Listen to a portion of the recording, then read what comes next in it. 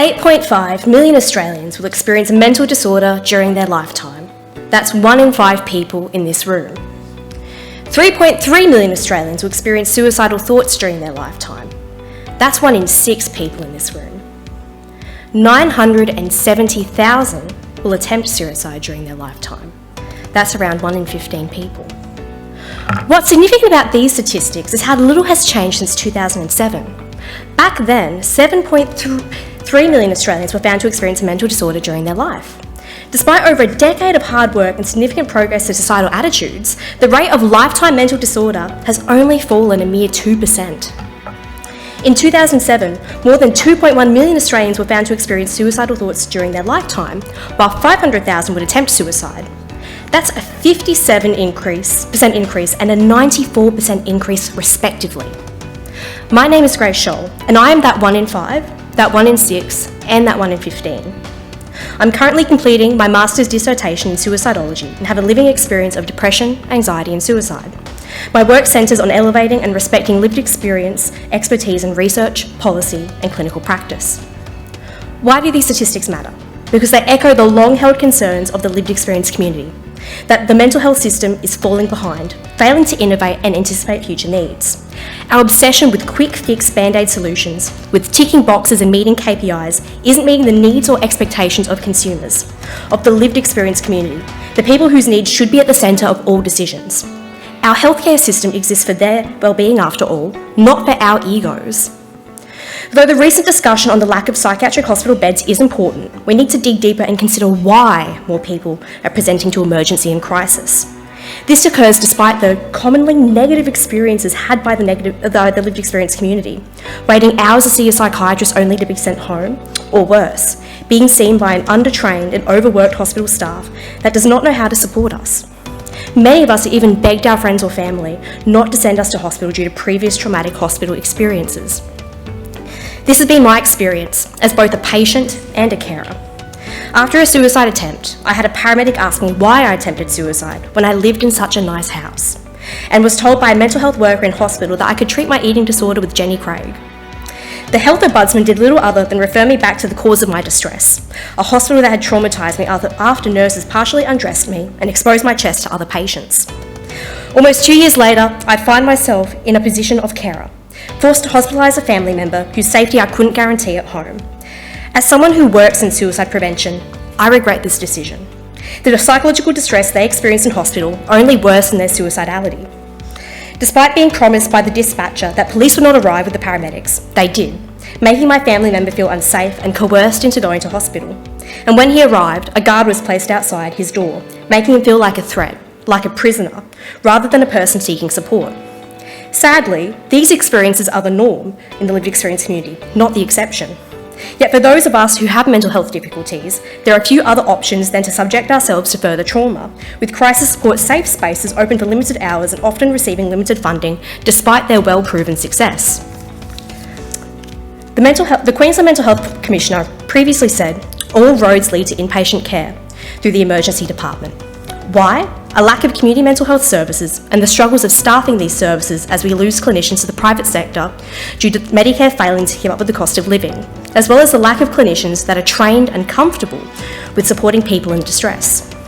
Promises to inject more funding into the mental health system is simply another band-aid upon a long untreated wound, one that has been made at every major election over the past decade, yet has made very little difference. As I was writing this speech, I was notified that a psychology clinic I'd attended late last year was closing due to Medicare and NDIS indexing, as well as difficulties with recruiting new staff. These issues are not new, not simply the consequence of a post-pandemic world. A 2006 Senate committee found that funding and development of mental health services in the community have been vastly inadequate to meet increased needs associated with the closure of psychiatric institutions. That community-based care is limited and clinically focused when compared with the needs and expectations of the community. That too many services are provided out of hospitals rather than in community settings. That consumers need and want a diverse range of assistance like housing, living skills, social connection, illness management and employment, yet are not receiving them.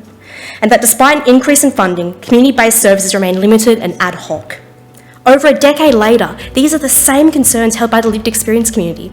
Why is it that this Senate report reads as though it could be written last year? I'm sure there is many a nuanced answer, but those do little to comfort the people let down by the system.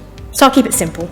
The mental health sector, much like the broader medical sector, is rooted in historical stigma and bias towards those with lived experience, often infantising and paternalising them, doing research on them or providing therapy to them rather than with them.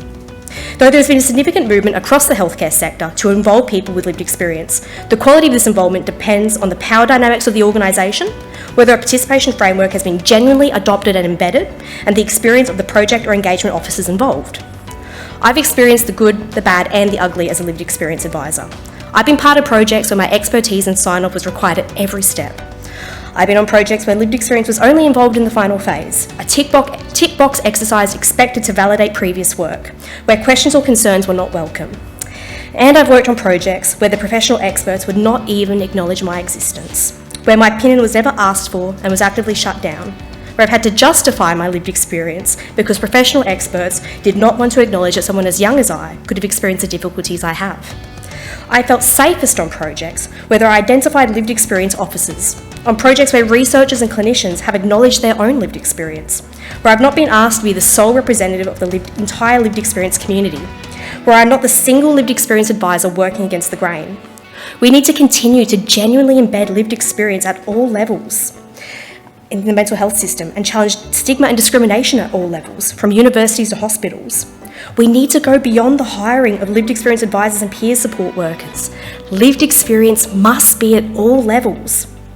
A literature review of peer support found that the success and benefits were underpinned by shared lived experience, emotional honesty, and the equal power dynamic.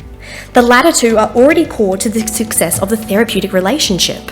So why not embrace lived experience when we know it makes consumers feel safer and seen? My time studying psychology dissuaded me from becoming a clinician due to the stigma I encountered in my education, from teachers and peers alike, an experience I know I am not alone in, having met many a clinician and researcher who pivoted their careers due to similar experiences. Yet it was my experience studying with the Australian Institute of Suicide Research and Prevention, an institute whose degrees are genuinely co-designed and co-facilitated by people with a lived experience of suicide, that encouraged me to continue my work in mental health and suicide prevention, and to continue to be open about my lived experience despite the challenges I may face. That is the difference a lived experience focused education can make. The lived experience community is tired of mandatory trainings and Are You OK Day morning teas. We ask that you look beyond the symptoms, the growing mental distress in our population, and instead treat the cause, a mental health system that is not truly informed by the needs of consumers. If you feel uncomfortable, good. Sit with it and ask yourself, how can I challenge the status quo?